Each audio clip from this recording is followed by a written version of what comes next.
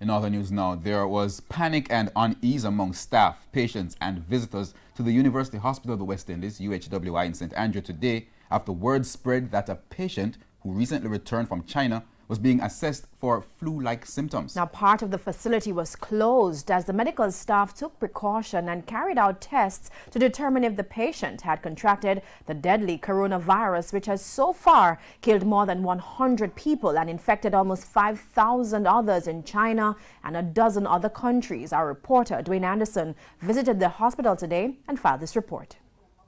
It was not business as usual at the University Hospital of the West Indies, UHWI, Tuesday. From the accident and emergency department to the waiting and reception areas, the pictures were similar. Staff and visitors to the University Hospital of the West Indies would struggle to find a day as confusing as today. A short while ago, we saw scores of persons scampering outside. They came outside to seek refuge because a minor earthquake shook the facility. When they came outside, we got an opportunity to see what was really happening inside the halls of the University Hospital. They were wearing masks similar to this one. That really confirmed what we were suspecting when we saw earlier patients and visitors coming out also wearing masks. They say while they were inside, they saw doctors and nurses putting on masks, and they also decided to get masks as well because they were taking no chances. I come up here already, and when I came here, I didn't see everybody that much in the mask. So I was there to ask my sister why everybody in the mask, and that's when I was told of what is happening.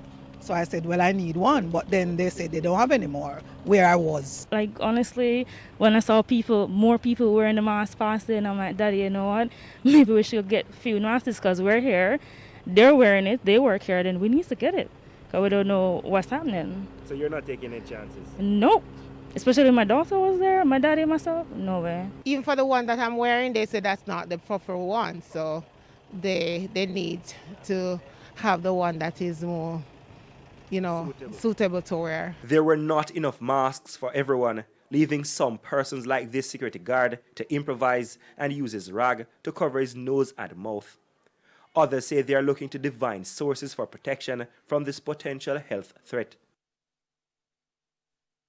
But eventually, persons at the hospital started to relax after news came from the authorities that the sick person being assessed was no threat to their health. UHWI did the correct thing and they alerted but at the end of the day, it's not a suspected case. The flu-like case assessed by the UHWI today involved someone who visited China. But the authorities say the patient did not visit an affected area and is not showing the symptoms consistent with coronavirus. We have to respect our patient's privacy, but in this case, the patient did not have a fever over 38, and the patient did not have the respiratory symptoms that are discussed in the case definition. Also, we are just outside the incubation period, which is 2 to 10 days normally, but may extend to 14 days. So the person would have left China on the 13th and arrived here on the 14th. So today is the 28th. So we are just outside. In the United States, health officials confirmed 5 cases of the pneumonia-like illness, while infections have also been confirmed in 12 other countries, including Canada, which is a big contributor of tourists coming to Jamaica. Dwayne Anderson, TVJ News.